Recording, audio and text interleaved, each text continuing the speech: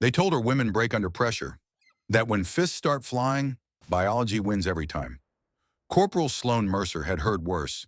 Standing in that sweat-stained training bay at Camp Lejeune, while Staff Sergeant Brock Vance and his prize grappler moved to circle her like wolves on wounded prey, she felt the old familiar weight settle into her chest.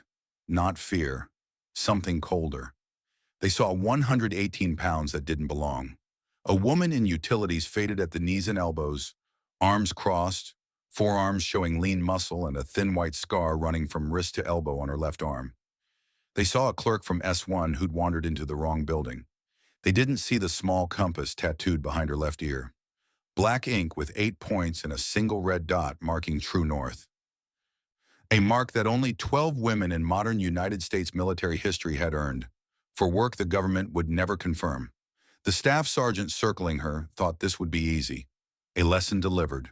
A point made. He had no idea what was about to happen, and in 90 seconds, when both of them kissed concrete before the Navy EOD techs in the back corner even processed what they'd witnessed, one question would burn through that room hotter than their embarrassment. What the hell was a woman with that ink doing in a rifle company? And who was she really sent here to destroy? The combatives' training bay at Camp Lejeune smelled like 30 years of Marine sweat baked into concrete, mixed with industrial cleaner that never quite killed the funk. Morning sun cut through high windows in pale shafts, lighting up chalk dust and the kind of silence that comes right before someone gets hurt. The floor was scuffed gray, darker in some places, where blood had soaked in over decades of split lips and learning the hard difference between confident and competent. Stains that told stories about men who thought they knew everything, right up until the moment the ground rushed up to meet their faces. Corporal Sloan Mercer stood center mat at 0647 on a Tuesday that would end careers. 28 years old, 5'4" in boots, the kind of stillness that made people check twice to see if she was actually breathing. Her dessert Marpat utilities were faded in the knees and elbows from real field wear, not the crisp garrison look of Marines who'd never left North Carolina. Dark hair pulled back in a bun tight enough to give her a headache by noon. She didn't shift her weight or fidget with her sleeves, just stood there while 37 Marines from Weapons Company filtered in for morning physical training, their conversations dropping off one by one when they registered the woman standing on their mat like she owned it. Chief Petty Officer Dunn and Petty Officer First Class Keating, the Navy EOD techs attached to the battalion for joint training, settled against the back wall with paper cups of coffee. Dunn was mid-sip when he spotted Sloan, his eyebrows climbing toward his hairline. Both men had seen combat in 6 different countries. They'd defused bombs that would have leveled city blocks. They'd operated in conditions that would break most people. Dunn nudged Keating. Keating looked, then looked away, clearly deciding this wasn't his problem. Not yet.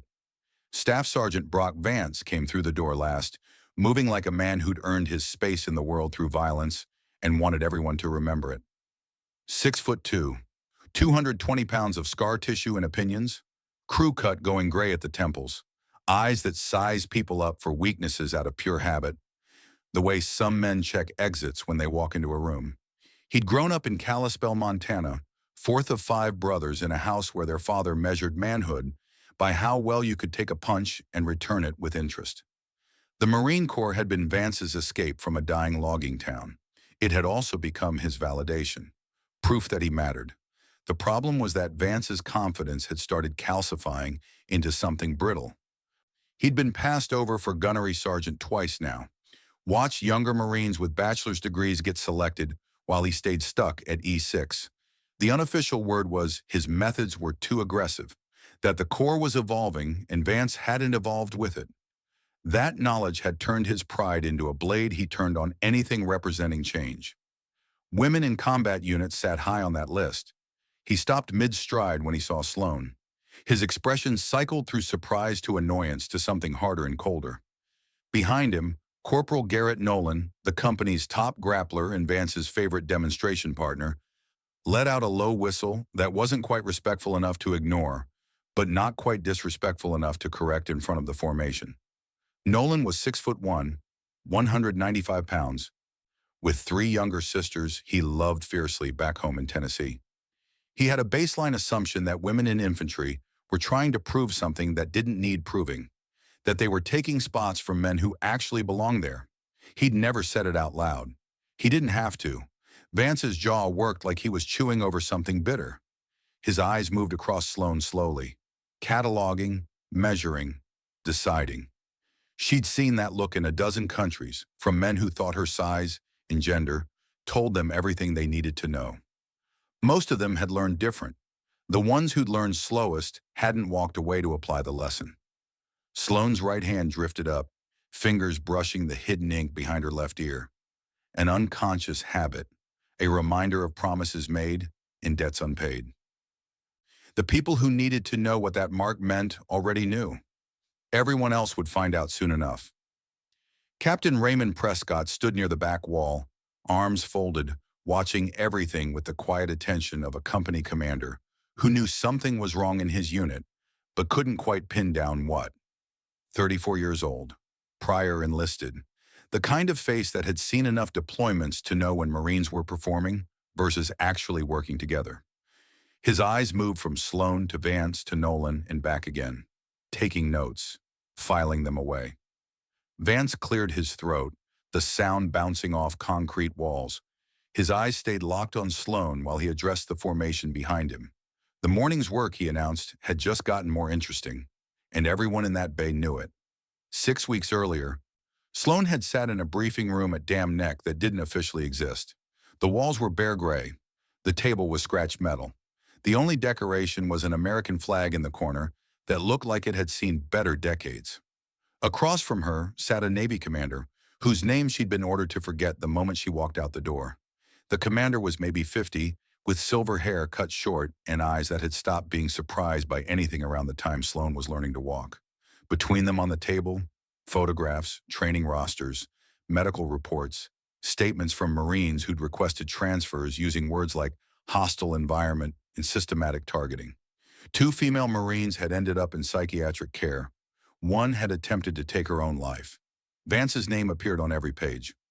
The commander had explained the situation with the clinical detachment of someone who'd seen this particular rot before. The problem couldn't be solved through official channels. Too many friends in high places, too many people invested in looking the other way. What they needed was someone inside, someone whose presence would naturally provoke the exact conduct they were trying to prove. Someone exactly like Sloane. She'd said yes before the commander finished the sentence. Not because she was brave, because 3 years ago she'd made a promise to a dying man. And this was what keeping that promise looked like. Master Sergeant Thomas Mercer had taught his daughter to shoot when she was 7 years old. Not because he loved guns, but because he'd seen what happened to people who couldn't protect themselves. 23 years in force recon before an IED outside Fallujah sent him stateside with a titanium rod in his spine and memories that woke him up at 0300 most nights.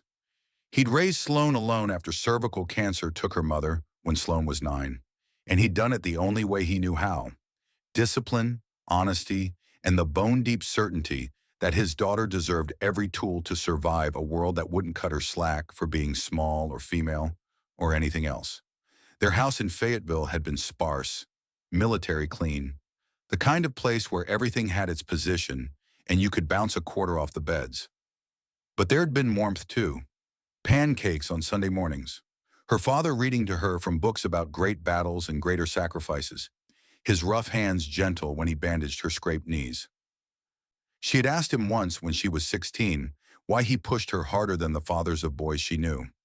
Thomas Mercer had looked at her with those granite gray eyes that had seen Mogadishu and Kandahar in places that didn't appear on any map. The world, he told her, would underestimate her every single day of her life. That was either going to be a weapon or a wound, depending on what she decided to do about it. Sloane had enlisted 3 weeks after her 18th birthday. Marine infantry had opened to women the year before, and she'd walked into that recruiter's office with her father's DD-214 and a chip on her shoulder that Paris Island drill instructors tried their absolute best to break. They'd failed. What they'd done instead was take that chip and forge it into something harder. Something that absorbed punishment and kept moving forward when other recruits were crying into their pillows about wanting to go home. But the real fire came later, in a valley in Helmand province that didn't exist on any map approved for public release. First Lieutenant Everett Shaw had this laugh, high-pitched and wheezing, like air escaping a balloon. The kind of laugh that made everyone in the hide site bite their knuckles to stay quiet during the 9-day surveillance mission. He'd smell like Copenhagen and gun oil and the protein bars he'd lived on since his days at the Naval Academy. And he had this habit of humming Johnny Cash songs under his breath when he thought nobody was listening. Badly. The man couldn't carry a tune in a bucket, but he'd hum Folsom Prison Blues anyway, and Sloan had found it annoying at first. Then endearing. Then something she'd missed so badly it felt like a physical wound in her chest. They were watching a compound that intelligence said housed a high-value target. 9 days of lying in rocky scrapes, barely moving, surviving on minimal water and protein paste, while the Afghan sun tried to bake them into the mountainside. On day 7, Shaw developed symptoms. Fever first, then rigid abdomen, then pain so severe he bit through his lower lip to stay silent. Acute appendicitis. Sloan had been pre-med for 2 semesters before enlisting, back when she'd briefly considered her father might be wrong about her path. She knew what was happening to Shaw, and she knew what it meant. Without surgery, his appendix would rupture, sepsis would follow, he'd die in that rocky hole while they maintained radio silence and mission protocol.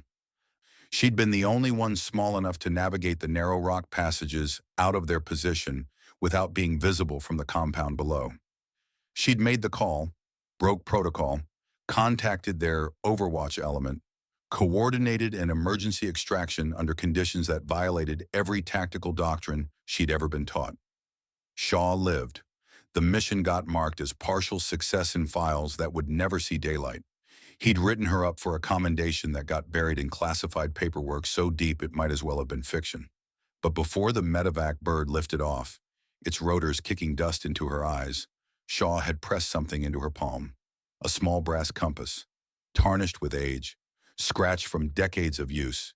It had belonged to his grandfather, a Marine who'd fought across the black sand beaches of Iwo Jima in 1945. A man who'd watched friends die in volcanic ash and kept moving forward because that's what Marines did. Shaw told her that true north wasn't always the direction everyone else was marching. Someday, he said, she'd understand why that mattered more than orders or doctrine. Sloan had nodded, not really understanding. She'd clutched that compass all the way back to base. 8 weeks later, First Lieutenant Everett Shaw died in a training accident at Quantico.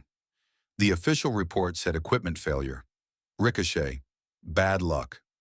The kind of thing that happens sometimes, no matter how careful you were. 3 days before the accident, he'd called her. His voice had sounded wrong, tight, scared maybe, though Shaw didn't scare easy. He'd faced down Taliban fighters with that wheezing laugh. He joked about death like it was an old friend he kept bumping into at parties. But that night on the phone, he'd sounded like a man who'd seen something he couldn't unsee. Sloan, if something happens to me, it wasn't random. There are people who... Just remember what I taught you about true north, okay? Sometimes the compass points somewhere dangerous, but that doesn't mean it's wrong. She'd laughed, told him he was being dramatic, said she'd see him at the ceremony next month when he pinned on Captain. She'd been wrong about that. She'd been wrong about everything. Sloan got Shaw's compass tattooed behind her ear the day after his funeral. Standing in a parlor in Jacksonville while a needle buzzed against her skull, she'd made a promise to herself. She'd never let politics or institutional cowardice cost another good Marine their life. The ghost she carried wasn't guilt. It was clarity. Bone-deep understanding about what happened when institutions valued their image over truth, when good people stayed silent because speaking up was inconvenient, when the system protected itself instead of the people it was supposed to serve. That clarity had made her dangerous, to people who preferred comfortable lies. The night before her first day at Weapons Company, Sloan had received a secure communication through channels that officially didn't exist. The message was brief. Your handler will be Master Gunnery Sergeant Warren Caldwell, 58 years old, 32 years of service, NCIS Senior Field Operative. He served with your father in Fallujah. He knows who you are. He knows what you can do. Trust him. She'd memorized the information and deleted the message. Caldwell had made contact 3 hours later, a brief phone call on a burner line. His voice was gravel and smoke, the voice of a man who'd seen everything the military had to offer and decided to keep showing up anyway. "I knew Shaw," he'd told her. "Good man. Better Marine. What happened to him wasn't an accident." Sloane's hand had tightened on the phone. "You know who killed him? We have suspicions. Nothing we can prove yet. But the investigation is ongoing. Is that what this is about?" "Vance?" "Vance is the door," Caldwell said. "He's connected to people who'd rather keep certain things buried. We start with him, we might find a thread that leads somewhere bigger. And I'm the key. You're the key. Shaw recommended you for this program 2 weeks before he died. Said you were the only operator he trusted to continue the work if something happened to him." The call had ended. Sloane had sat in the dark for a long time afterward, holding Shaw's compass in her palm, feeling the weight of brass and history and promises she intended to keep. Back in the training bay, the morning had turned sharp. Vance walked a slow circle around Sloane, making sure his voice carried to every corner of the room. "Combatives training today," he announced, "would be full contact grappling. Live drills. Real pressure. If she wasn't comfortable with that," he said, looking directly at her, "she could sit this one out. Maybe see if S1 needed help filing leave requests." His tone was friendly. His eyes weren't. Sloane met his stare without expression. She told him she'd be fine.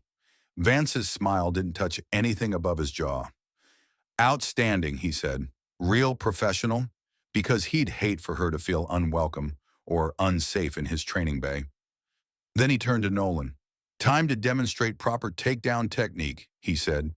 Maybe someone smaller would help illustrate the finer points of leverage. His eyes never left Sloane. Nolan stepped forward with a grin splitting his face. 6'1" of corn-fed Tennessee muscle, moving with the easy confidence of a man who'd never lost a grappling match in his life. "Don't worry," he told Sloane. He'd go easy. Make sure she didn't get hurt. The first test came exactly as Sloane expected. Vance positioned himself behind her, talking through double-leg takedown mechanics for the benefit of the watching Marines. Building the demonstration slowly.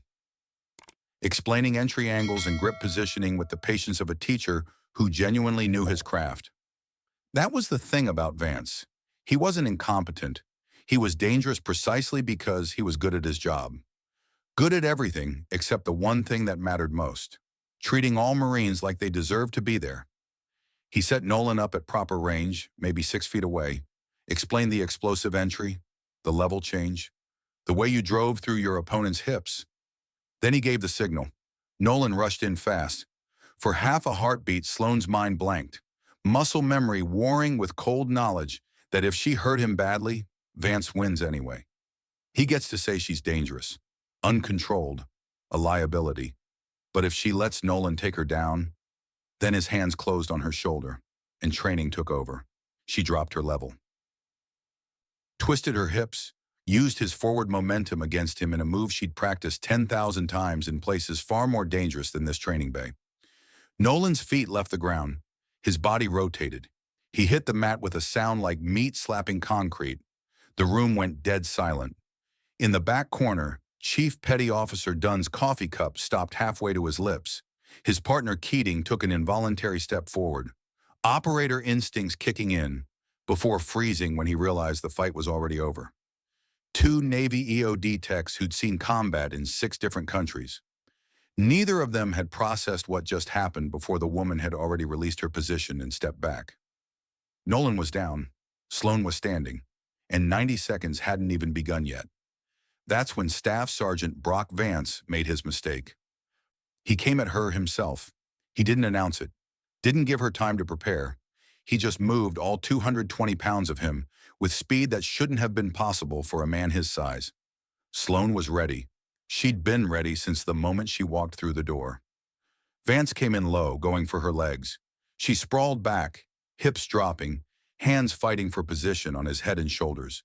He was strong, terrifyingly strong, but strength wasn't everything. She'd learned that in alleys where the losers didn't get back up. They scrambled for position. Vance trying to power through, Sloane redirecting, flowing, using angles and leverage instead of force. He got a grip on her collar. She broke it. He shot for her legs again. She stuffed the takedown and transitioned to his back. And then it was over. Her hooks were in. Her arm was around his neck. Not choking, not yet, but the threat was clear. She held the position for exactly 3 seconds. Then she released him and stood up. Vance lay on the mat, breathing hard, staring at the ceiling with an expression she couldn't read. 90 seconds. From Nolan's first rush to both men on the ground. Around them, 37 Marines stood in perfect silence. Dunn had finally remembered to close his mouth. Keating was shaking his head slowly, the way a man does when he's witnessed something that rewrites his understanding of what's possible. Nolan was sitting up now, rubbing the back of his head, his face cycling through confusion and anger, in something that might have been the first crack in a lifetime of assumptions. Captain Prescott hadn't moved from his position against the back wall. But he was taking notes now, literally, pen and paper, writing something down with quick, precise strokes. Sloane straightened her utilities, adjusted her collar, and waited. Vance got to his feet slowly. His jaw was tight. His hands were clenching and unclenching at his sides. But when he spoke, his voice was controlled. "Impressive," he said. "Thank you, Staff Sergeant." Vance nodded once, sharply. Then he turned to address the formation, dismissing them to their regular PT stations like nothing had happened. Like the previous 90 seconds hadn't just rewritten everything they thought they knew about the woman standing in their training bay. But as the Marines dispersed, as conversations resumed in hushed and urgent tones, Sloane felt Vance's eyes on her, measuring, calculating, planning. The first test was over, but she knew, with the certainty that came from years of operating in hostile territory, that the real trials hadn't even begun. That afternoon, Gunnery Sergeant Boyd Harlan caught Vance in the parking lot. Harlan was 41, built like a fire hydrant, with a voice that sounded like he gargled with gravel every morning. He'd known Vance for 9 years, deployed with him twice, considered him a friend, which was why he felt obligated to say what he said next. "Brock, man, you gotta look. I'm saying this as a friend. You need to ease up on Mercer before this turns into a whole thing." Vance's eyes went hard. "You remember what happened with Duvall?" Harlan's expression shifted, something uncomfortable moving behind his eyes. "That wasn't—" "She quit," Vance said. 3 days into deployment, said she couldn't handle the stress. "My squad was down a Marine for 6 months. We took contact in Sanguine, and Lawson had to pull double duty on Overwatch." Vance's voice cracked on the name. He got hit because he was exhausted, because he was covering 2 positions instead of 1, because Duvall couldn't hack it when it mattered. Harlan was quiet for a moment. "Mercer's not Duvall," he said finally. "What she did this morning." "How do you know?" Vance cut him off. "She looks solid now. They all do until it's real, until rounds are snapping past your head and your buddy's bleeding out and there's nowhere to hide." He shook his head. "I'm not putting Marines at risk because the Corps wants good PR. I'm not losing another Lawson because some politician decided diversity matters more than readiness." "So you're going to break her," Harlan said quietly, "before she gets the chance." Vance stared at the asphalt for a long moment. His hands were clenching and unclenching again, that nervous habit he'd never been able to shake. "I'm going to find out what she's made of. Better here than downrange." Harlan shook his head slowly and walked away. He didn't look back. Vance stood alone in the parking lot, surrounded by his certainty and his ghosts, and started planning his next move. Sloane sat alone in the female head at 1620, cold water running over her hands. Her knuckles were swollen, darkening with deep bruising despite the controlled nature of the morning's demonstration. The water ran clear, but her hands ached with bone-deep pain that would settle in overnight. She stared at her reflection in the mirror. 28 years old and already showing wear where most people didn't accumulate it until their 40s. The scar on her forearm caught fluorescent light. Part of her wanted Vance to fail so badly she could taste it.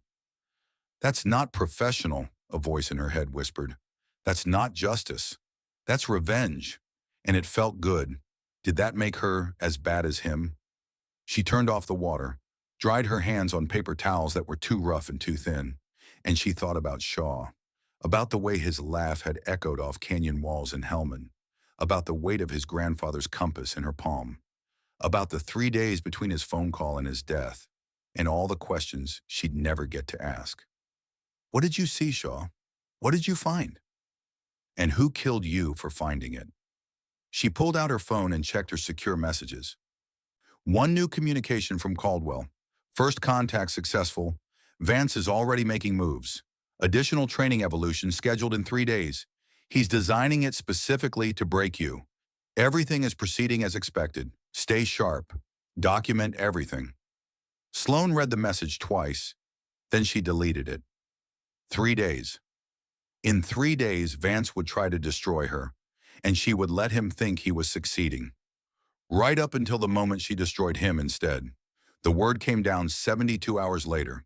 Battalion had authorized a special training evolution for weapons company. 72 hours of field operations, testing combat readiness under sustained pressure. Captain Prescott read the order during morning formation, his eyes troubled when they passed over Sloan's position in the ranks. Vance had specifically requested this exercise. He designed the objectives himself.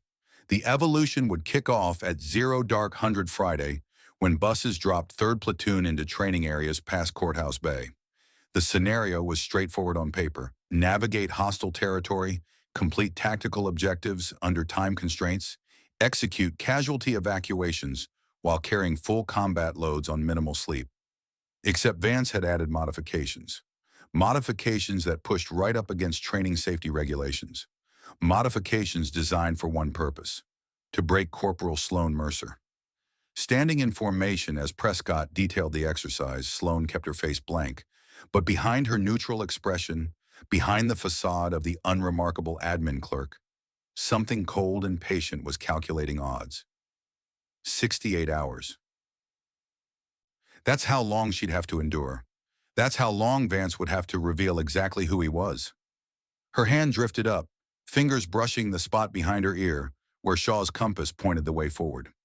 Somewhere in an office that didn't exist, Caldwell was watching. Somewhere in a grave she visited every year on the anniversary, Shaw was waiting for her to keep her promise.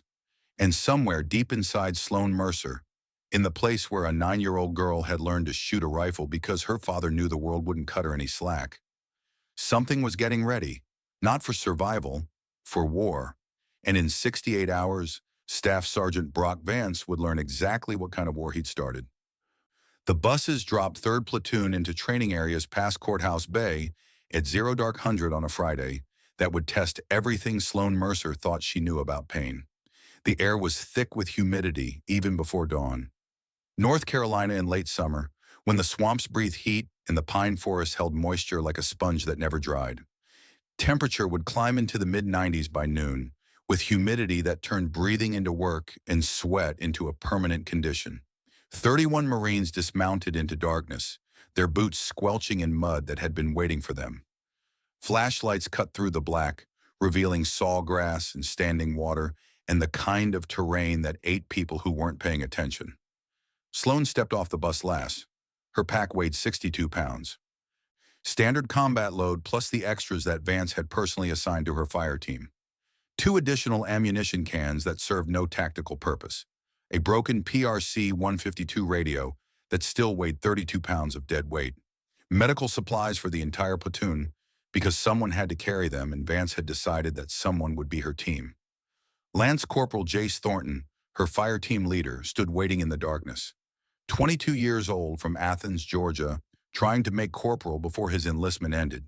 He had a wife back home who was 5 months pregnant and a determination to prove he deserved the promotion he'd been chasing for 18 months. He looked at their assigned load. Then he looked at Sloan.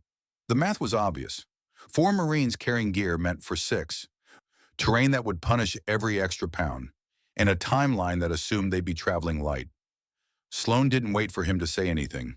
She picked up both ammunition cans without being asked, settled them into her pack frame with practiced efficiency, adjusted the straps until the weight distributed across her hips and shoulders in a way that wouldn't cripple her for at least the first few miles. "Ready when you are," she told Thornton. He stared at her for a long moment. Then he nodded once and turned to brief the rest of the team. The first objective sat 8 miles away through swamp and saw grass. 4 hours to reach it. They stepped off into the darkness, and the clock started running. The first 8 hours were pure pain management. Sloan had trained for this. Years of preparation, of pushing her body past limits that doctors said women her size shouldn't be able to reach. She'd humped heavier packs through worse terrain in places where the enemy wasn't a training exercise, but actual human beings who wanted her dead. But knowledge didn't make it easier. Nothing made it easier. The temperature climbed as the sun rose.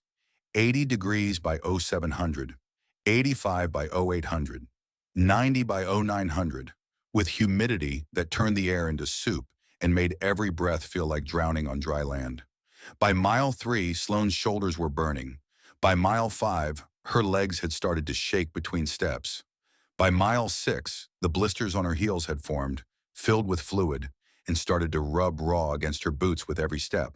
She didn't complain, didn't slow down, didn't give Vance a single thing he could use against her. At mile 7, Thornton called for a navigation check. This was standard procedure.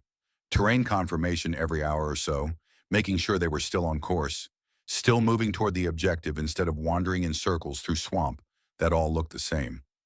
Sloan pulled out the map and compass. Her hands were steady despite the exhaustion. Her eyes were clear despite the sweat dripping into them. She oriented the map to the terrain, identified their position based on the last known checkpoint, and plotted a course toward the objective. There. She pointed toward what she thought was a distinctive hill mass rising above the tree line. That ridge. We follow it northeast for another mile, then cut east through the draw.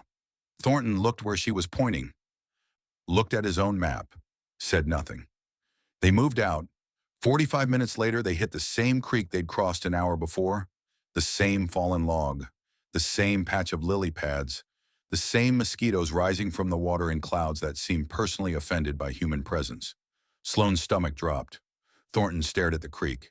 Then he turned to look at her, his expression carefully neutral. We're going in circles. Shame burned hot in Sloane's chest, hotter than the sun beating down on them, hotter than the blisters screaming on her feet. She'd gotten them lost, proven Vance right, given him exactly the ammunition he needed to say women couldn't handle field operations, that they were liabilities, that they'd get good Marines killed with their incompetence. The terrain, she started to say, then stopped herself. It sounded like an excuse. It was an excuse. She'd made a mistake, read the map wrong, confused one hill mass for another in terrain that all looked identical unless you were paying perfect attention. And she hadn't been paying perfect attention. She'd been managing pain, rationing energy, trying to survive the physical punishment instead of focusing on the mission. Amateur mistake, the kind of mistake that got people killed in real operations. Thornton pulled out his own compass, took a bearing, corrected their route without saying a word about her failure. He didn't have to say anything. She knew. Vance would find out, and he'd smile that cold smile and make a note in whatever file he was building against her. They reached the first checkpoint, an hour behind schedule. A role player was waiting for them, sprawled in the dirt with simulated arterial bleeding pumping from his upper thigh. Bright red fake blood soaking into the sand, pooling around him in a spreading stain that looked disturbingly real in the morning light. The scenario was clear. 8 minutes to stabilize or he dies. Sloan dropped to her knees beside him and went to work. Direct pressure first, both hands pressing down on the wound hard enough to make the role player grunt, despite knowing it wasn't real. Then the tourniquet, high and tight on the thigh, cranked down until the bleeding stopped. She called out each step while Thornton provided security. Documentation of the injury, assessment of airway, breathing, circulation, pressure dressing over the wound site, preparation for evacuation. The casualty stabilized with 90 seconds to spare. The evaluator made a mark on his clipboard. Continued to the next objective. No praise, no acknowledgement that she just performed flawless trauma care under time pressure after 8 hours of grueling movement. Just continue. Sloan pushed herself to her feet, adjusted her pack, and kept moving. The ambush came at hour 16. They'd stopped for a brief rest in a tree line overlooking a cleared area when the first blank rounds cracked through the branches above their heads. Sloan was down before she consciously processed the sound. face in the dirt, pack pressing her into the ground, hands already reaching for her weapon. Ofer Marines poured fire into their position from 3 directions. Muzzle flashes in the darkness. The pop, pop, pop of blank rounds designed to simulate the chaos of a real firefight. Thornton went down immediately, tagged with a simulated spinal injury, unable to move, requiring a 4-person carry to evacuate. Sloane's mind went cold and clear. She identified cover, a shallow depression 20 meters to their left, behind a fallen log that would provide concealment from at least 2 of the 3 enemy positions. She called out enemy locations to the rest of the team. Muzzle flashes at their 2 o'clock. Movement in the tree line at their 10. Possible flanking element coming around their 6. She organized counterfire while coordinating Thornton's evacuation. Get him to cover first, suppress the enemy positions, break contact and move to the rally point. It was chaos. It was supposed to be chaos. That was the point. 12 minutes later, they reached the rally point with Thornton on an improvised litter, the OPFOR element successfully evaded, and 0 additional casualties. Sloane's arms were shaking from carrying her corner of the litter. Her lungs were burning from the sprint through uneven terrain. Her mind was racing through everything that had happened, cataloging mistakes, identifying what she could have done better, but they'd made it. They'd completed the objective. And somewhere in the darkness behind them, an evaluator was making notes that even Vance wouldn't be able to dismiss. Hour 36. They'd been moving for a day and a half with minimal rest. 4 hours of sleep broken into 30-minute segments. Food consumed on the move. Water rationed carefully because the next resupply point was still 12 hours away. Sloane's feet had stopped hurting somewhere around hour 20. Not because they'd healed, because her nerves had given up sending pain signals that her brain kept ignoring anyway. The blisters had burst. She could feel fluid squelching in her boots with every step, probably blood mixed with lymph. Probably the beginning of an infection that would sideline her for weeks if she didn't get proper treatment soon. She kept walking. They'd stopped for a brief security halt when the HMMWV appeared. It came out of nowhere. One moment the trail ahead was empty. The next headlights were cutting through the pre-dawn darkness, and a vehicle was rolling to a stop 10 meters from their position. Staff Sergeant Brock Vance stepped out. He looked fresh. Clean utilities. Recently shaved. The kind of rested and comfortable that felt like a deliberate insult to Marines who'd been crawling through swamps for 36 hours. He surveyed the team with those measuring eyes, lingered on Sloane, smiled. Battalion has updated the scenario, he announced. New objectives, compressed timeline. The scheduled sleep period has been canceled. Thornton stepped forward, exhaustion carved into every line of his face. Staff Sergeant, mandatory rest requirements state that... Vance cut him off. Real combat doesn't care about training regulations, Lance Corporal. Real combat doesn't give you sleep breaks because you're tired. If you're not prepared to push your team to their limits, maybe you shouldn't be in a leadership position. Then his eyes found Sloane. That cold smile again. You look tired, Corporal. Nobody would blame you for tapping out due to medical concerns. Recognizing your limitations is professional and mature. Sloane met his gaze. Her feet were destroyed. Her shoulders felt like they'd been beaten with hammers. Her mind was foggy with exhaustion, and her body was running on reserves she didn't know she had. But she'd be damned if she gave him the satisfaction. I'll continue with my team, she said. Her voice was steady, stronger than she felt. Vance's smile flickered. Outstanding. He climbed back into the HMMWV. The new objective was 15 miles away, through terrain that got progressively worse, carrying a simulated casualty on a litter the entire way. And they had 18 hours to make it. The vehicle disappeared into the darkness. Sloane looked at Thornton. Thornton looked at her. Neither of them said what they were both thinking. This wasn't training anymore. This was punishment, and it was only going to get worse. Somewhere between hour 38 and hour 40, while the team struggled through a particularly brutal stretch of swamp, Sloane found herself close enough to overhear a conversation she wasn't supposed to hear. Vance had returned. He was walking the course, checking on different teams, making his presence felt in a way that kept everyone on edge. And he'd stopped to talk with Gunnery Sergeant Boyd Harlan, who'd been assigned as one of the safety observers. Their voices carried in the still air. Sloane pretended to adjust her pack straps while she listened. "You're pushing too hard," Harlan was saying. His voice was low, urgent. "Someone's going to get seriously hurt." Vance's response was cold. "You remember Lawson? That's not... You remember what happened in Sangan. Duval quit on us. 3 days into deployment, she decided she couldn't handle it anymore. Said the stress was too much. Said she needed to go home. I remember, my squad was down a Marine, Harlan.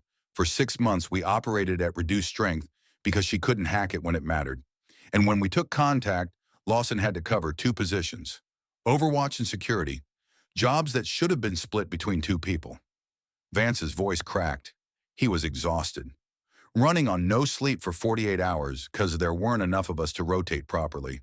And when the rounds started flying, he was too slow, too tired.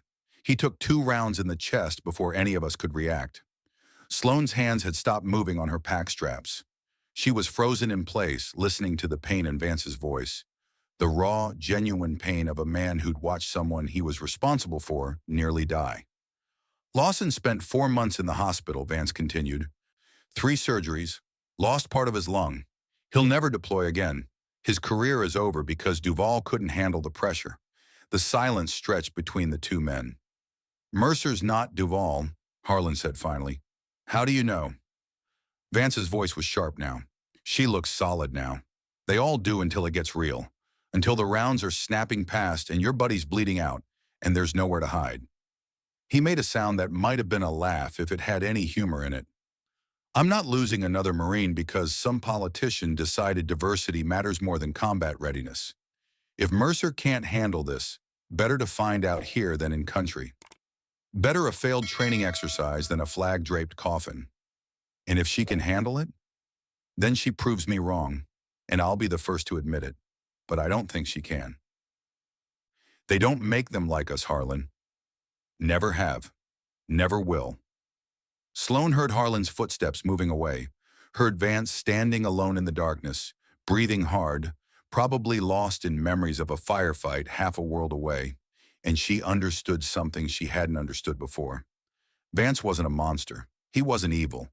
He was a man carrying trauma he'd never processed, guilt he'd never resolved, a belief that he was protecting his Marines by weeding out anyone who might fail when failure meant death. He was wrong. He was causing harm. But he genuinely believed he was doing the right thing. And somehow that made it worse. Hour 40. The team was struggling. Thornton was limping badly, his left ankle swelling despite the compression wrap they'd applied hours ago.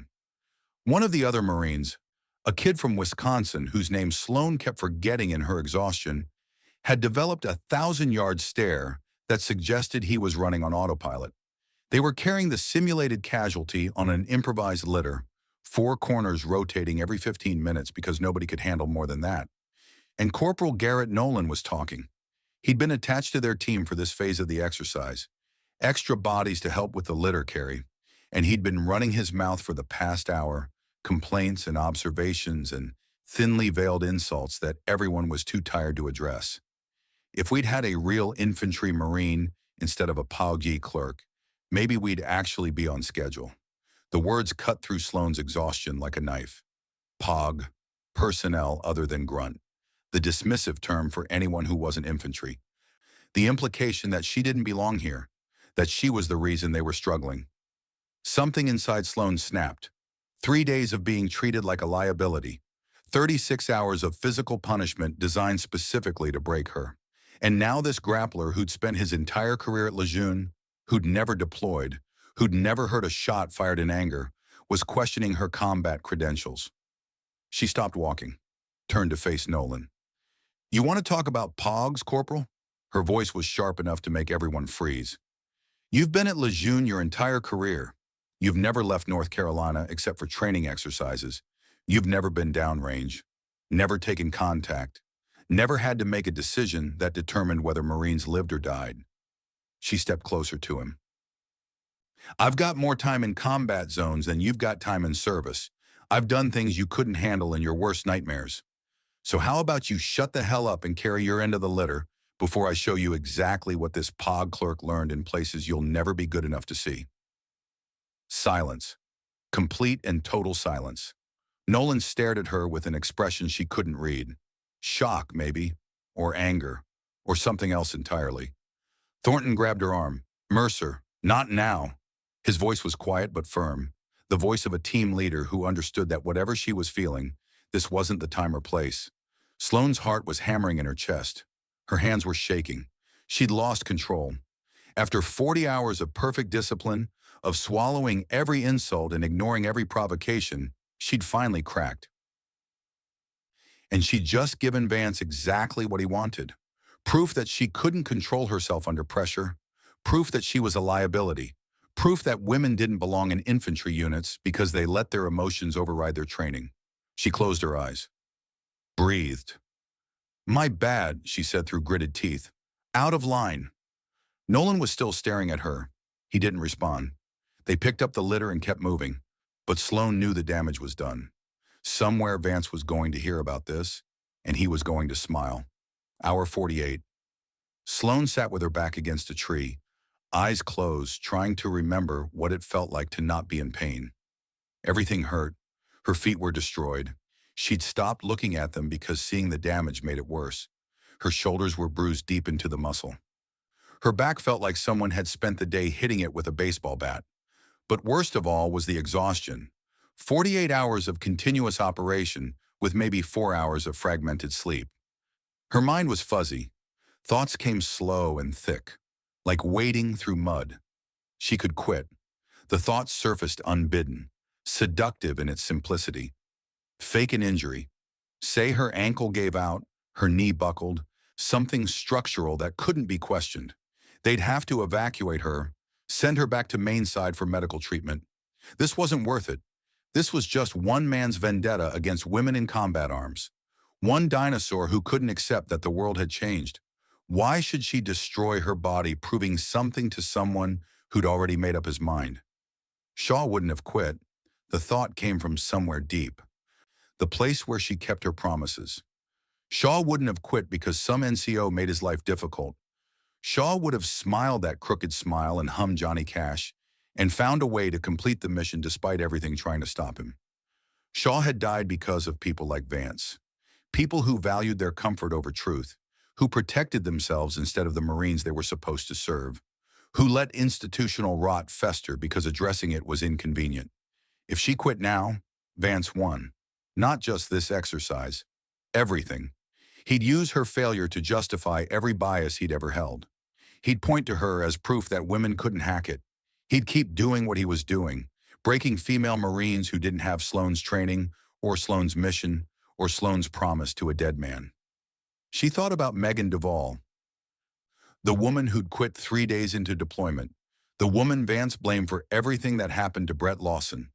What had really happened to her? Had she actually been unable to handle the stress? Or had Vance spent months breaking her down before she ever left the wire, ensuring she'd fail by destroying her before the deployment even started? How many other women had he done this to? How many careers had he ended? How many Marines had he hurt while telling himself he was protecting the force? Sloane opened her eyes. Thornton was standing in front of her, looking down with concern. You good, Corporal? She thought about the answer for a long moment. Yeah, she said finally. I'm good. Let's move. She pushed herself to her feet. Her body screamed in protest. She ignored it. 20 more hours. That's all she had to survive. 20 more hours and Vance would have given her everything she needed to end him. Hour 55. The final test. They'd been told to expect a casualty scenario. Standard stuff. Traumatic injury. Stabilization required. Evacuation procedures. What they got was something else entirely. The role player was waiting for them in a clearing. He was presenting with tension, pneumothorax, deviated trachea, absent breath sounds on one side, distended neck veins. All the classic signs of a condition that would kill within minutes if not addressed. And all their medical supplies had been destroyed. The scenario briefing had been clear. An IED had struck their convoy. Their aid bag was gone. They had only what they carried in their pockets. Sloane recognized the setup immediately. This was Vance's impossible test. Tension pneumothorax required needle decompression to relieve the pressure building in the chest cavity. Without proper equipment, The standard treatment was impossible. A corporal working admin duties would have no idea how to improvise. A corporal working admin duties would fail, and Vance would have his proof. Sloan knelt beside the casualty. Her hands moved automatically, going through the assessment steps she'd been taught in places that didn't officially exist. Airway, compromised by the deviated trachea, but manageable. Breathing, severely impaired. Death imminent without intervention. Circulation, rapid and thready. The heart working overtime to compensate for the failing lungs. She palpated the chest, found the second intercostal space, mid-clavicular line, the insertion point for needle decompression. She looked up at Thornton. "I need something sharp and hollow, a pen, anything with a tube." Thornton blinked at her. "What? Just get it. Now." He dug through his pockets, produced a ballpoint pen. Sloan disassembled it in seconds, discarded the ink cartridge, kept the hollow plastic tube. She pulled out her lighter, sterilized the tube as best she could. Then she turned back to the casualty. "This is going to hurt," she told the role player. "Stay still." She made the insertion, clean, precise, exactly where it needed to be. Air hissed out through the improvised tube. The casualty's breathing stabilized almost immediately. Sloan sat back on her heels, her heart pounding, sweat dripping down her face despite the relatively cool temperature. The evaluator was staring at her. He'd stopped writing on his clipboard. He was just staring. "Where did you learn that?" Sloan met his eyes. "Read about it once." The evaluator's expression said he didn't believe her for a second, but he made a note on his clipboard, and he waved them through to the next checkpoint. Sloan pushed herself upright. Her legs were shaking. Her mind was racing. She'd just demonstrated medical knowledge that no admin corporal should possess. Knowledge that came from 18 months of classified operations. Knowledge that would raise questions she couldn't answer. Vance would find out. Vance would start digging. And when he did, he'd discover that Corporal Sloan Mercer didn't exist in any database he had access to. The clock was ticking now. The extraction point was 13 hours away. She had 13 hours to reach the end of this exercise before everything started to unravel. 13 hours to survive. Then the real operation would begin. The final stretch was a blur of pain and determination. Hour 60 through hour 65, pushing through terrain that seemed designed to break them. Swamp giving way to forest, giving way to rocky hillside that punished every step. Sloan stopped feeling her feet around hour 62. Stopped feeling much of anything except the burning need to keep moving forward. One step, then another, then another. Don't think about the pain. Don't think about the exhaustion. Don't think about anything except the next step. That was how you survived, one moment at a time. Thornton was struggling beside her. His ankle had swollen to nearly twice its normal size. Every step was clearly agony, but he kept moving, kept leading, kept refusing to quit. Nolan had gone quiet since their confrontation. He carried his corner of the litter without complaint, did his job without comment, but his eyes kept finding Sloan, studying her with an expression she couldn't interpret. Something had shifted in him. She didn't know what it meant yet. The kid from Wisconsin had found his second wind somewhere around hour 60. He was practically bouncing now, energy reserves kicking in just when everyone else was running on empty. Youth. Sloan remembered having that kind of recovery. Remembered thinking exhaustion was something you could just push through if you wanted it badly enough. She knew better now. They were going to make it. Sloan knew it with a certainty that surprised her. They were broken and battered and running on fumes, but they were going to make it. Vance had thrown everything he had at them, and they'd survived. Hour 68. The extraction point emerged from the tree line like a mirage. Vehicles, tents, Marines who'd already completed the exercise sitting in clusters, eating MREs and comparing stories about the hell they'd just endured. Sloan's team stumbled out of the forest at 0730 on a Sunday morning. They'd been in the field for 68 hours. They'd completed every objective. They'd survived. But something was wrong. Sloan saw it immediately. Two people in different uniforms standing near the command tent, NCIS badges visible on their belts. And beside them, a man she recognized, Master Gunnery Sergeant Warren Caldwell. 58 years old, 32 years of service, gray hair cut short in the military style, eyes that had seen everything and decided to keep showing up anyway. He was standing next to a woman in Navy working uniform, commander rank on her collar. Vance was there too. He was talking to Captain Prescott, his voice carrying across the extraction point. Something about concerns, something about medical procedures that warrant review. He was trying to get ahead of the story, trying to spin the needle decompression as a violation of protocol instead of what it actually was. A demonstration of skill that shouldn't exist in an admin corporal. The commander's voice cut through Vance's explanation. Staff Sergeant Vance, I need to speak with you privately. Her tone left no room for negotiation. Captain Prescott and Corporal Mercer, please join us. Sloane's legs were shaking as she walked toward the command tent. 68 hours of punishment, and now the real battle was about to begin. She caught Caldwell's eye as she approached. He gave her the barest nod, almost imperceptible, but she understood. Everything was proceeding as expected. The trap was set, and Vance had just walked into it. The command tent smelled like canvas and coffee and the particular tension that came before careers ended. Sloane ducked through the entrance flap, her body screaming with every movement. 68 hours of punishment had left her running on nothing but willpower, and the cold certainty that everything she'd endured was about to mean something.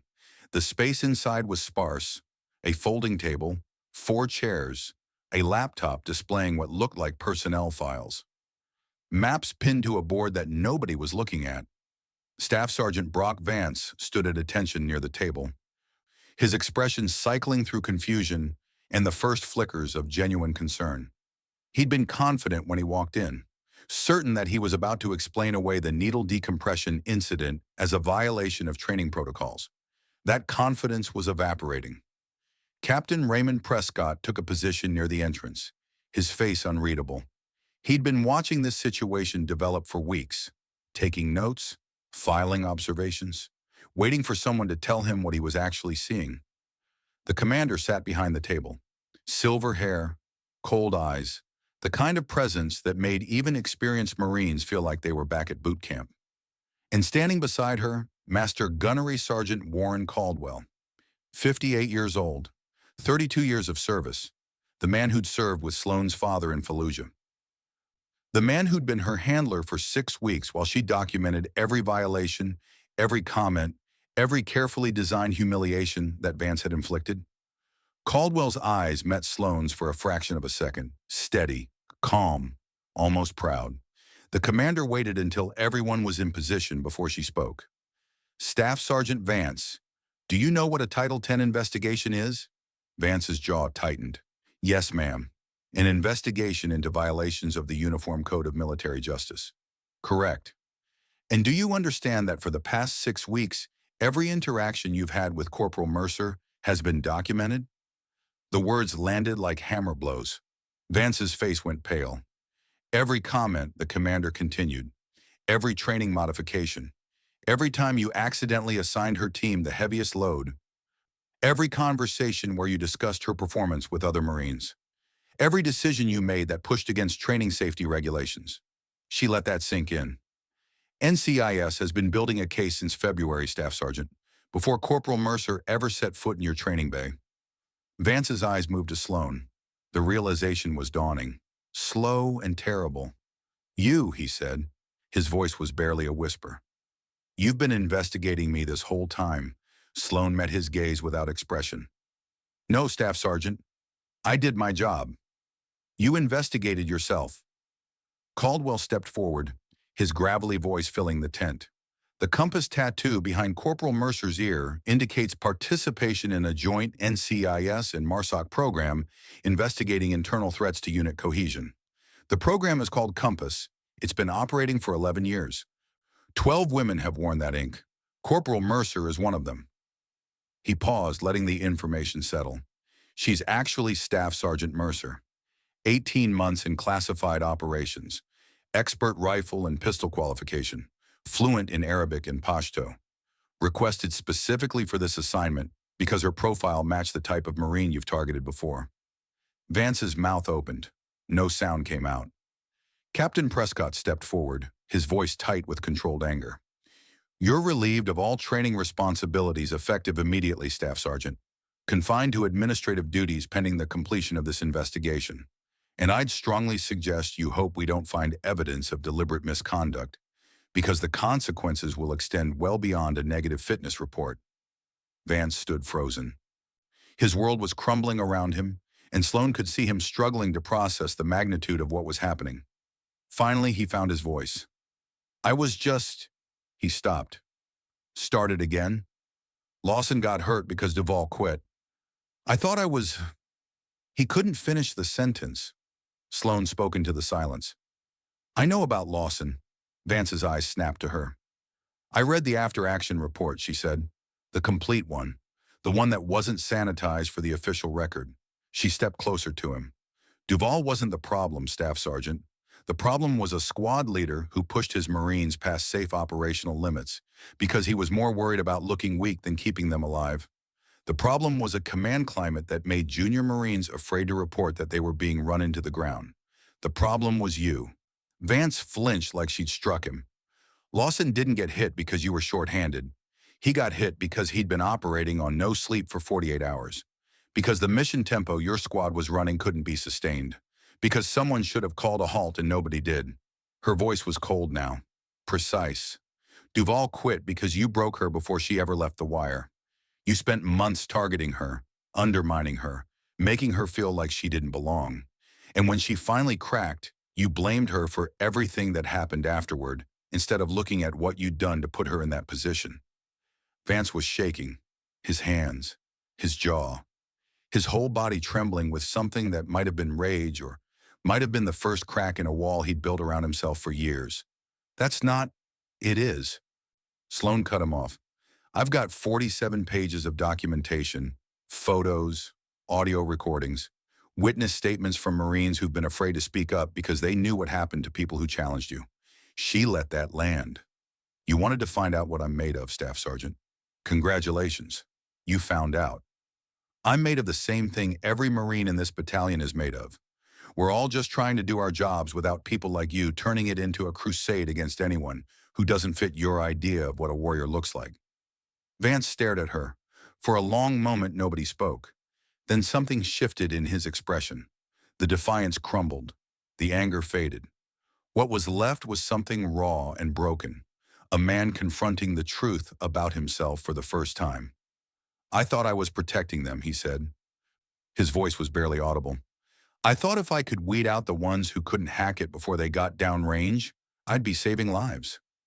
You were protecting yourself, Sloan said quietly, from the guilt of what happened to Lawson, from the fear that it might happen again. But instead of addressing the real problem, you made yourself the problem.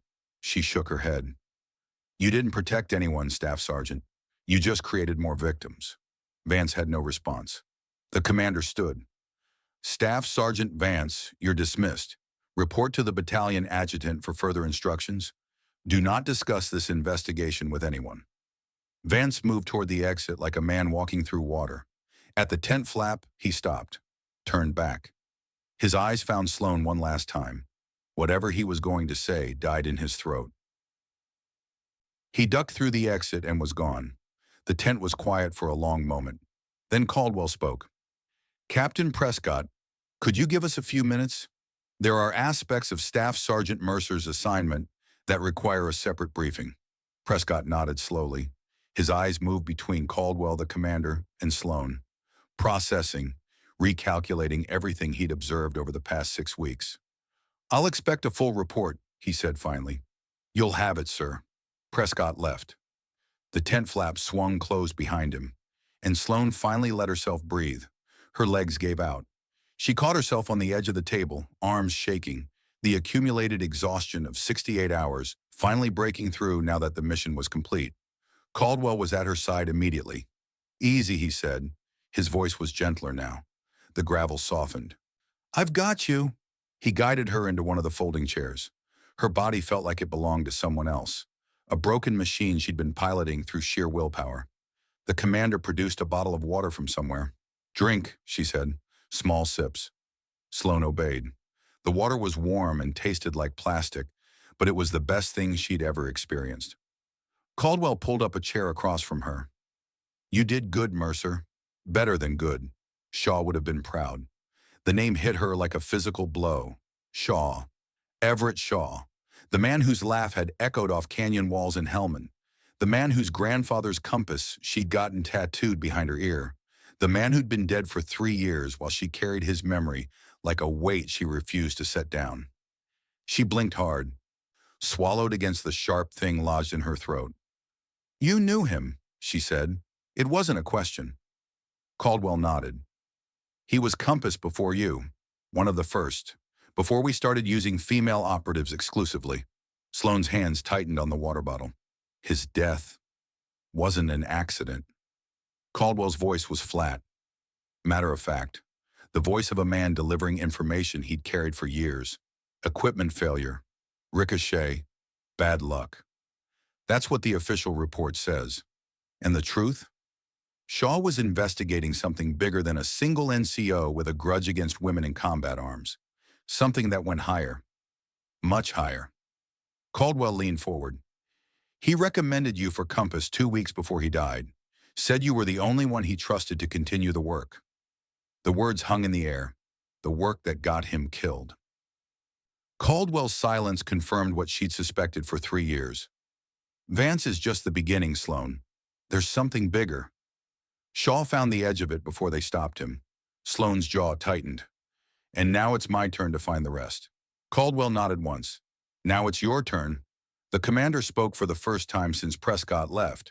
Staff Sergeant Mercer, what you've accomplished here with Vance is important, but it's one piece of a larger puzzle. The rot Shaw discovered didn't die with him. It's still out there, still operating, still protecting people who believe the military should remain exactly as it was 50 years ago. She leaned forward. We want you to continue the investigation. Pick up where Shaw left off, find out who killed him, and expose whatever network he was trying to uncover. Sloane looked at the commander, then at Caldwell, then at her own hands still wrapped around the water bottle, trembling slightly with exhaustion and something deeper. Shaw's voice echoed in her memory. Sometimes the compass points somewhere dangerous, but that doesn't mean it's wrong. She'd spent 3 years wondering what he meant. Now she understood. When do I start? Caldwell almost smiled. You already have. The aftermath unfolded over the following weeks like dominoes falling in slow motion. Staff Sergeant Brock Vance received orders to Marine Corps Recruiting Station Fargo, North Dakota, as far from operational Marines as the Corps could send him without outright discharge. His fitness report would ensure he never wore another stripe. His career, built on 2 decades of service, was functionally over. Sloane didn't feel triumphant about it. She'd expected satisfaction, the righteous pleasure of bringing down someone who'd hurt so many people. Instead, she felt tired. Vance wasn't a monster. He was a broken man who'd channeled his trauma into cruelty because he didn't know how else to process it. He'd caused real harm, destroyed careers, damaged lives, but he'd also genuinely believed he was protecting his Marines. That didn't excuse what he'd done. It just made it more complicated. Corporal Garrett Nolan requested a meeting before Sloane rotated out. They met in a neutral office near the battalion headquarters. Nolan looked different than he had during the exercise. Smaller somehow, less certain. He didn't sit down, just stood near the door like he was ready to bolt if the conversation went somewhere he couldn't handle. I grew up believing certain things, he said. His voice was careful, measured, about what women could and couldn't do, about where they belonged. My dad believed it. My granddad believed it. I never questioned it because nobody I respected ever told me to. He was quiet for a moment. Watching you during that evolution broke those beliefs in ways I'm still processing. The way you kept moving when I would have quit. The way you handled that medical emergency like you'd done it 100 times. The way you never complained even when you had every right to. His eyes found hers. I was wrong about you. I was wrong about a lot of things. I don't know what to do with that yet, but I figured I owed you at least that much. Sloane considered him for a long moment. Stop thinking about categories, she said finally. Start paying attention to what individuals actually do. Some of the toughest Marines I've served with were women. Some of the weakest were men. The only thing that matters is whether someone can do their job when it counts. Nolan nodded slowly. Any other advice? Yeah. Talk to someone about what you're processing. A chaplain, a counselor, someone who can help you work through it instead of letting it fester. The worst thing you can do is bury it and pretend it doesn't matter. She thought about Vance, about what he might have become if someone had given him that advice years ago. The beliefs you grew up with aren't your fault, but what you do with them now is your responsibility. Nolan stood there for another moment. Then he nodded once and left without another word. Sloane watched him go. She didn't know if he'd actually change, but she'd planted a seed. Sometimes that was all you could do. Lance Corporal Jace Thornton found her the day before her transfer orders came through. His ankle was still wrapped, but he was moving better. The swelling had gone down. The doctors said he'd make a full recovery with a few weeks of limited duty. He asked if she'd write a reference for his promotion package. Sloane said yes. She also told him something she wished someone had told her at his age. The best leaders recognize when they're wrong and adjust. I saw you do that multiple times during the exercise. When you corrected my navigation error without making it a thing. When you pulled me back from that confrontation with Nolan. When you kept the team together, even when everything was falling apart. Thornton looked uncomfortable with the praise. I was just doing my job. That's exactly the point. You did your job when it would have been easier not to. That's what leadership looks like. She paused. You're going to be a good NCO, Thornton. Trust your instincts. Take care of your people. And don't let anyone convince you that strength means never admitting weakness. Thornton nodded. Thank you, Staff Sergeant. For everything. Staff Sergeant. He knew now. They all knew. But somehow it felt different coming from him. Like he was acknowledging not just her rank, but everything she'd proven during those 68 hours. Take care of yourself, Thornton. And that baby coming. Family matters more than any of this. He smiled for the first time since she'd met him. Yes, Staff Sergeant, I will. Captain Prescott delivered a briefing to the entire company about institutional changes, updated training protocols, mandatory climate assessments, new accountability measures designed to prevent what had happened with Vance from happening again. The message was clear. What happened here wouldn't be tolerated anymore. What happened here would be remembered as a turning point. Sloane sat in the back of the briefing room, watching Marines she'd served with for 6 weeks absorb the information. Some looked relieved. Some looked uncomfortable. Some looked like they were trying to figure out how much trouble they might be in for things they'd said or done while Vance was in charge. Change was coming, slow and imperfect, and probably not enough. But it was coming, and sometimes that had to be enough. On her last day at Camp Lejeune, Sloane stood alone in the combatives training bay where everything had started. The room was empty now. Just concrete and fluorescent lights and the lingering smell of decades of sweat and effort and pain. She'd walked in here 6 weeks ago as Corporal Mercer, the admin clerk who didn't belong. She was leaving as Staff Sergeant Mercer, the operative who'd brought down one of the most problematic NCOs in 2nd Marines. But standing in this empty room, she didn't feel like either of those people. She felt like the scared 18-year-old who'd walked into that recruiter's office with her father's DD-214 and a chip on her shoulder. She felt like the young Marine who'd saved Everett Shaw's life in a valley that didn't exist. She felt like the woman who'd stood at his grave and promised to continue his work without understanding what that really meant. Footsteps behind her. She turned. A young woman stood in the doorway. Lance Corporal, maybe 20 years old. New to the unit. First day. The kind of nervous energy that came from not knowing where you fit yet. The Lance Corporal saw Sloane, saw the chevrons, hesitated. Ma'am, Staff Sergeant? Sorry, I was told to report to this building, but I think I'm in the wrong place. Sloane studied her. Saw herself 6 years ago, scared but trying not to show it, determined to prove something to a world that had already decided she didn't belong. You're in the right place, she said. What's your name? Lance Corporal Morrison, Staff Sergeant. Ashley Morrison. Welcome to Weapons Company, Morrison. The young woman shifted nervously. Staff Sergeant, can I ask you something? Go ahead. Is it true what they're saying about you? That you took down Staff Sergeant Vance and 2 other Marines in 90 seconds? That you're some kind of secret operative? Sloane almost smiled. Rumors traveled fast. You want to know a secret, Morrison? The lance corporal nodded eagerly. There is no secret. You show up. You do the work. You don't quit when it hurts. That's it. That's the whole secret. But what if? Morrison's voice dropped. What if I'm not good enough? And there it was. The question Sloane asked herself every single day.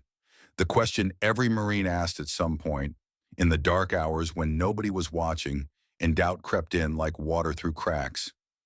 Then you get better, Sloane said. Same as everyone else. You train harder. You learn from your mistakes.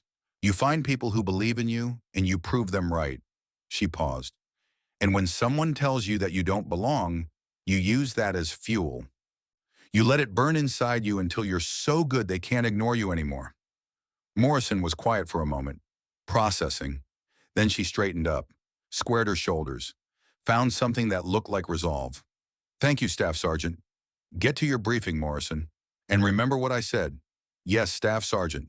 The Lance Corporal turned and walked away. Her footsteps echoed off the concrete, and Sloane stood alone again in the empty training bay. She touched the spot behind her ear where Shaw's compass pointed the way forward. You seeing this, Shaw? We're still here. Still moving forward. She could almost hear that wheezing laugh, almost smell the Copenhagen and gun oil, almost feel the weight of a brass compass pressed into her palm while helicopter rotors kicked dust into her eyes. The training bay didn't answer. But that was okay. She knew the way. The compass always pointed north, even when the path was hard, even when it meant standing alone, even when everyone else was marching in a different direction. Sometimes, especially then. Sloane walked out of the training bay into the North Carolina morning. The sun was just coming up, painting the sky in shades of orange and pink and gold. The air was cool for once, carrying the first hints of autumn after weeks of brutal summer heat. Caldwell was waiting in the parking lot, leaning against a black SUV that looked government-issued. Ready? He asked. She thought about everything she was leaving behind. Weapons company, the Marines she'd served with, the life she'd built as Corporal Mercer. She thought about everything waiting ahead, the investigation into Shaw's death, the network he'd been trying to expose, the people who'd killed him to keep their secrets safe. It would be dangerous. It would probably hurt. It might kill her the way it had killed Shaw. But somewhere out there, another Marine was facing the same fight she'd just finished. Another woman being told she didn't belong. Another victim of institutional rot that protected itself instead of the people it was supposed to serve. Because of what happened here, that Marine's odds were slightly better. It wasn't justice exactly, but it was progress. And progress was what Shaw had died protecting. She climbed into the SUV. Caldwell started the engine. Where to? She asked. Quantico first. There's a file I need you to see. Then we'll figure out the next steps. The file on Shaw? Caldwell was quiet for a moment. The file on everything. The SUV pulled out of the parking lot. Camp Lejeune receded in the rearview mirror. Sloane settled into her seat and watched the base disappear behind them. 6 weeks ago, she'd arrived here with a mission and a promise. The mission was complete. The promise was just beginning. She thought about her father, about the lessons he'd taught her when she was young, about the world that would underestimate her every day, and the choice she had about what to do with that. She thought about Shaw, about the man who'd seen something in her worth saving, worth investing in, worth dying for. She thought about Vance, about the broken man who'd hurt so many people while convincing himself he was protecting them, about the thin line between trauma and cruelty and how easily one became the other when left unaddressed. She thought about Morrison, about the young Lance Corporal who'd asked if she was good enough, about all the Morrisons out there who would face the same question and need someone to show them the answer. The road stretched out ahead of them, miles of asphalt cutting through pine forests and swampland. Sloane didn't know where it led, but she knew which direction she was heading. The compass behind her ear pointed the way. It always had. It always would. North, always north. Even when the path was dangerous. Even when everyone else said to turn back. Even when the people she was hunting had the power to make her disappear. She'd carry that compass until she couldn't carry anything anymore. pointed at every dark corner where people hid failures behind tradition and pride. Shine light into every shadow where the rot festered and grew. That was the promise. That was the mission. And Staff Sergeant Sloan Mercer always completed her mission. The SUV merged onto the highway. Quantico was 6 hours away. The truth was somewhere beyond that, and she was going to find it. No matter what it cost, no matter how long it took, no matter who tried to stop her. For Shaw, for Morrison, for every Marine who'd ever been told they didn't belong. The compass pointed north, and Sloan Mercer followed.